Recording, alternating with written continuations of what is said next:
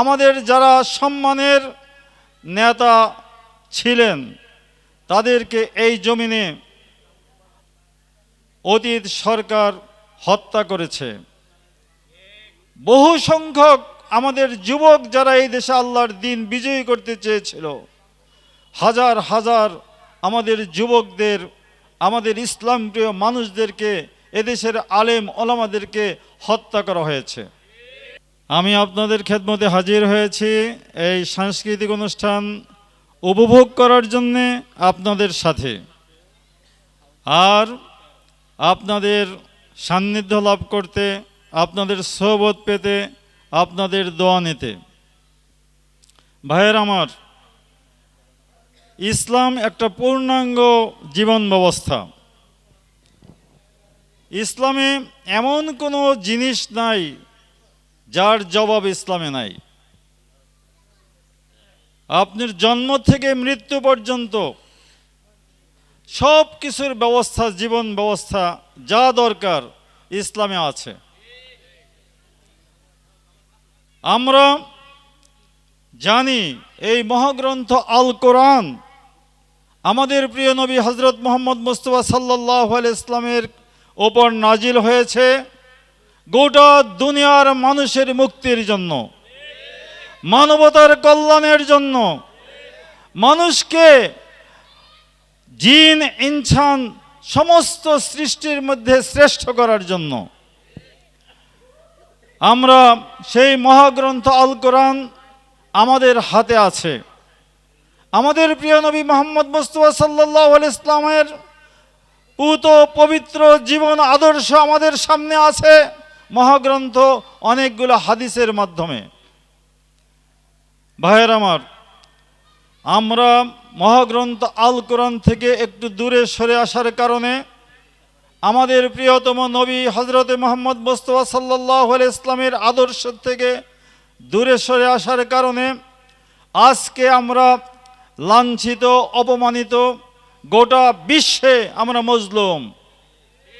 বাংলাদেশে এই যে অব্যবস্থা, বাংলাদেশের এই যে অবিচার, বাংলাদেশের মানুষের মধ্যে যে অশান্তি, এর মূল কারণ আমরা ইসলাম থেকে, আল কোরআন থেকে, রসুলের আদর্শ থেকে দূরে সরে এসেছি। ভাইয়ের আমার, বাংলাদেশ জামাত ইসলামী এই দেশে আল কোরআনের আলোকে, রসুল সাল্লাল্লাহু আলাইহি ইসলামের আদর্শের আলোকে সোনার মদিনা উপহার দিতে চায়।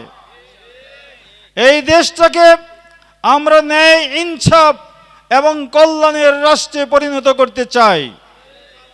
আমাদের প্রিয়জনরা, আমাদের যারা ভালোবাসার, আমাদের যারা সম্মানের নেতা ছিলেন তাদেরকে এই জমিনে অতীত সরকার হত্যা করেছে। বহু সংখ্যক আমাদের যুবক যারা এই দেশে আল্লাহর দ্বীন বিজয়ী করতে চেয়েছিল, হাজার হাজার আমাদের যুবকদের, আমাদের ইসলাম প্রিয় মানুষদেরকে, এদেশের আলেম ওলামাদেরকে হত্যা করা হয়েছে। তাদের পবিত্র রক্তে আজকে বাংলার জমিন রক্ত রঞ্জিত। আমরা ইতিহাস থেকে শিক্ষা নিতে পারি, যে দেশে মজলুম মানুষের রক্ত ঝরে, যেই দেশে ইসলাম প্রিয় জনগণের রক্ত ঝরে, যেই দেশে আলেম ওলামাদের রক্ত ঝরে, সেই দেশে আল্লাহর দ্বীন বিজয়ী হয়। ইনশাআল্লাহ আমরা সারা দেশে জামাতের পক্ষে জনগণের অবস্থান লক্ষ্য করছি। সামনের নির্বাচনে কালিহাতীতেও ইসলামী আন্দোলন, জামাত ইসলামী তথা মজলুম জনগণের বিজয় হবে ইনশাআল্লাহ। আমরা আপনাদের দোয়া চাই, সহানুভূতি চাই, সমর্থন চাই এবং ভোটের জন্য একটা করে রায় চাই। ক্ষমতায় গেলে নৈতিক এবং কর্মমুখী শিক্ষা ব্যবস্থা চালু করবে, কোনো ছাত্র আর বেকার থাকবে না ইনশাআল্লাহ। জামাত ইসলামী যদি ক্ষমতায় যেতে পারে, নারীদের যে অধিকার সেটা পাই পাই করে তাদের বুঝিয়ে দেওয়া হবে। জামাত ইসলামী তার কর্মসূচি মহাগ্রন্থ আল কোরআনের আলোকে রেডি করে রেখেছে এবং বর্তমানেও সমাজ সেবার মাধ্যমে তার ইঙ্গিত দিচ্ছে। আশা করি আগামী দিনে এই দেশকে গড়ে তোলার জন্য দুর্নীতিমুক্ত একটি উন্নত ন্যায় এবং ইনসাফ ভিত্তিক একটা সমাজ কায়েমের জন্য তাদের যে কর্মসূচি, এই কর্মসূচি এদেশের মানুষের সকলের নিকটেই গ্রহণযোগ্যতা পাবে ইনশাআল্লাহ। আমরা আপনাদেরকে আগামী নির্বাচনে ন্যায় এবং ইনসাফের পক্ষে যারা ময়দানে আসবে তাদেরকে বিজয় করে যদি আপনারা ওই সুন্দর একটা ঘরে পাঠাইতে পারেন, বাংলাদেশের আইন যেখানে তৈরি হয়, বিধান যেখানে তৈরি হয়, সেই জায়গাটার নাম কি? সংসদ ভবন। দেখতে কেমন? খুবই সুন্দর। সেখানে সুন্দর মানুষ না যাওয়ার কারণে আমরা এই 54 বৎসর পদে পদে বঞ্চিত হয়েছি। আপনারা কি আগামীতে সুন্দর মানুষ পাঠানোর জন্য তৈরি আছেন? দুই কান্দে ছিল যে তোমার দুইজনা পাহারা, তোমারে একলা ধুইয়া পালাইছে তাহারা।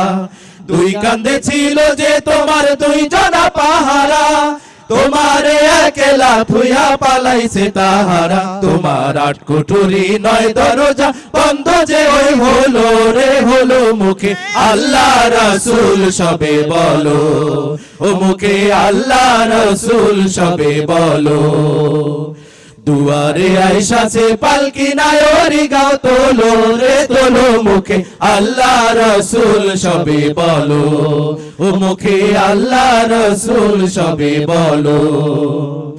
দিবানিশি যে 6 জনা দিত কুমন্ত্রণা, আজ তাহারা কোথায় গেল ভাবরে ধীরে মনা।